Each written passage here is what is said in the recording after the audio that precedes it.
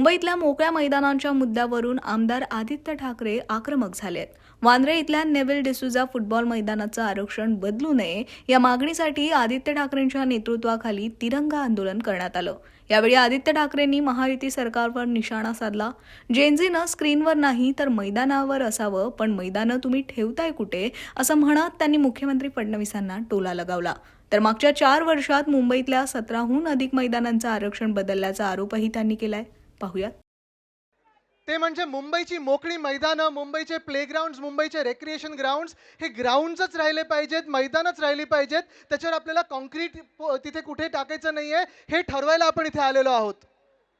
जी मुंबई आपण पाहत आलोय, अनेक वर्ष जी मुंबई पाहत आलोय, जवळपास सगळ्या वॉर्ड्समध्ये फुटबॉलची मैदानं, क्रिकेटची मैदानं आणि अनेक वर्ष ही मुंबई जी आपण पाहिली, गेल्या 4 वर्षामध्ये ही मुंबई बदलायला लागली.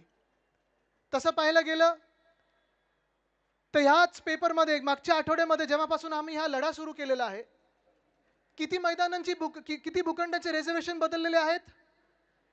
4 वर्षांमध्ये जवळपास 15हून जास्ती मैदानं ही एक तर रेसिडेन्शियल किंवा कमर्शियल केलेली आहेत. म्हणजे तुम्ही लक्षात घ्या, जो मुंबईचा डेव्हलपमेंट प्लॅन बनला 2034चा 2017 मध्ये बनला, तेव्हा उद्धव साहेबांनी कडकपणे सगळ्या आपल्या नगरसेवकांना आणि महापौरांना सांगितलं होतं की एक सुद्धा मैदान हे बिल्डर आणि कॉन्ट्रॅक्टरच्या हातात द्यायचं नाही. मैदान हे मैदानच राहिलं पाहिजे. तेही मातीचं असेल तर मातीचंच राहिलं पाहिजे. मैदान असेल, नो डेव्हलपमेंट झोन असेल, स्पेशल डेव्हलपमेंट झोन असेल, एनडीसी एसडीजी हे बदलायचे नाहीत. त्यानंतर आपलं सरकार आलं 2019 मध्ये. सरकार आल्यानंतर देखील उद्धव साहेबांनी सांगितलं होतं की जे मुंबईमध्ये सगळा जो काही प्लॅन आहे तो तसा तर तसा राहिला पाहिजे, कुठेही मैदानं गेली नाही पाहिजेत. हे बघा, हे जे आता चालू आहे, BMC change reservation of 17 plots in 4 years civic record show.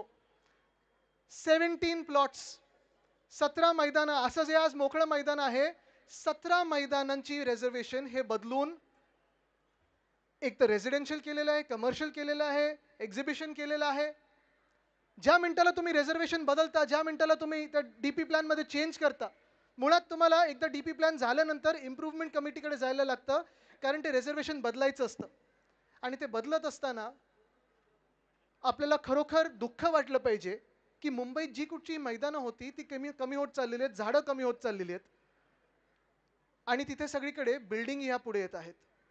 विकास हा झाला पाहिजे, विकास हा झालाच पाहिजे. ज्यांना बिल्डिंग्स पाहिजेत, ज्यांना घरं पाहिजे तिथे घरं मिळाली पाहिजेत, थिएटर असतील, शॉपिंग मॉल असतील, जे जे आहे तिथे झालं पाहिजे. पण जी काही छोटी मैदानं आमच्या हातात आहेत, उदाहरण म्हणजे हे नेव्हिल डिसूजाचा प्लॉट जो आहे, इथे बँड्रामधून किती लोक आलेत, ज्याला हात वरती करा. ALMsनी हात वरती करा. I see a lot of ALM members here. I am sure you have played here before. This was an open space. All of this was open here. You know the original size of this ground? Does anyone know the original size of this ground? This whole plot?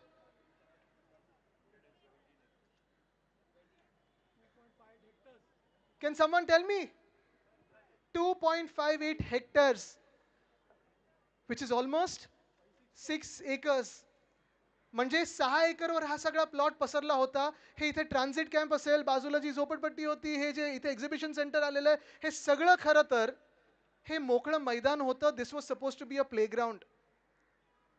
आज जे दावे करत आहेत की आम्ही हा भूखंड फुटबॉलला दिला, आम्ही हे साफ करून दिलं, आम्ही हे उपकार करून ह्या मुंबई फुटबॉल असोसिएशनला दिलं, आज त्या राजकीय लोकांना मला प्रश्न विचारायचा आहे, तुम्ही देत असताना फक्त एवढं आम्हाला का काढून दिलं? बाकीचं मैदान हे खेळासाठी, इकडच्या तरुणींसाठी, बँड्रासाठी मोकळं का नाही ठेवलं? हा खरा प्रश्न, आणि हा प्रश्न आपण त्याला विचारला पाहिजे.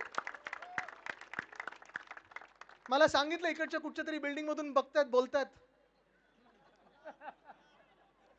लक्ष आहे, जसं बँड्राच्या सगळ्या प्लॉट्सवर लक्ष असतं, त्याच्यावर मी येणारच आहे नंतर. पण जे मी सांगितलं ना की ही लढाई जी आहे ती आज सुरुवात केलेली आहे. ह्याच्याहून फार मोठा मुंबईकर वर्ग हा रस्त्यावर उतरून आपल्या मोकळ्या मैदानांसाठी लढणार आहे. आज इथून आम्ही सुरुवात केलेली आहे. जर इथे थांबायला लावलं नाही आम्हाला तर मुंबई महानगरपालिकेच्या चौकात येऊन आम्ही सगळे बसू, आणि जोपर्यंत आमची मैदानं परत मिळत नाही आम्ही तिथून हलणार नाही. ह्या मोकळ्या मैदानावर आम्ही ठरवलं होतं की जसंच आमचं लीज रिन्यू झालं तर पूर्ण हे परत आम्ही MFAच्या खर्चाने, CSRनी पुन्हा एकदा हे ग्राउंड सगळं नवीन लावून, टर्फ नवीन लावून चांगले इथे चेंजिंग रूम्स करू आणि फुटबॉलर्ससाठी चांगलं काहीतरी बनवू. सेंट झेवियर्स ग्राउंड तसंच आहे. सेंट झेवियर्स ग्राउंड मी पालकमंत्री असताना तिथे आपण हिंद मातासाठी आणि गांधी मार्केटसाठी वॉटरिंग पंप्स लावले. तो संप आता बदलत होतो आपण, पण दुर्दैव असं आहे, मी जे फॉलोअप करतोय BMC बरोबर, BMCनी अंधेरी स्पोर्ट्स कॉम्प्लेक्स ते घेऊन टाकलेलं आहे. सेंट झेवियर्स ग्राउंड ते देखील त्याला तयार नाही आहे. आम्ही तिथे लढा चालू आहे आमचं त्यांच्याबरोबर बोलणं चालू आहे, पण तिथे देखील दुर्दैवाने आम्ही राजकीय करत नाही, पण भाजपचेच आमदार नडतायत आणि तिकडचं ग्राउंड देखील घेऊन कुठच्या तरी संस्थेला देण्याचं पाहत आहेत. मुद्दा हा आहे की मुख्यमंत्री महोदय, आज मी तुम्हाला थेट सवाल करत आहे. तुम्ही आज सकाळी कुठेतरी जेनझी बरोबर बोलत होतात असं मी ऐकलं, आणि त्याच्यात मुख्यमंत्री बोललेत की निश्चित बच्चों ने स्क्रीन से ज्यादा मैदान में होना चाहिए, असं फडणवीस साहेब बोललेत. अहो मुख्यमंत्री महोदय, स्क्रीन्सवर नसायला पाहिजे आणि मैदानात असायला पाहिजे. मैदानात तुम्ही ठेवताय कुठे? ही मागची SRA तुमच्या मित्राच्या घशात टाकलेली आहे. बाजूचं प्लॉट तुमच्या आमदारच्या घशात टाकलेला आहे. अंधेरी आणि जुहू मधले 3 प्लॉट्स भाजपचे आमदार असून पण तुम्ही त्यांच्या भाजपच्याच आमदाराच्या घशात दुसरं टाकलेलं आहे. सगळे तिथे विरोध करतात, तिकडचे ALMs विरोध करतात, ते देखील कोर्टात गेलेत, पण तिथे पण विरोध होत आहे. पण आज मी तुम्हाला विचारत आहे, तुम्ही मुंबईकर म्हणून फक्त मला नाही तर तुम्हाला एकामेकांना आपण मुंबईला साथ देणार की नाही? आज मुंबई तुम्हाला विचारत आहे की मुंबईची मोकळी मैदानाची भाजप ढापायला निघालेली आहेत, तुम्ही एकत्र येऊन लढणार की नाही? आज तुम्हाला मी विचारत आहे की तुम्ही तुमच्या आमदार किंवा खासदार किंवा नगरसेवकांना विचारणार की नाही की जर तुम्ही माझं मैदान वाचवलं नाही तर तुम्ही मला जागेवर नको, रिकॉल आम्हाला राईट पाहिजे, आमचं मैदान तुम्ही वाचवलंच पाहिजे, तुम्ही हे ठरवणार की नाही?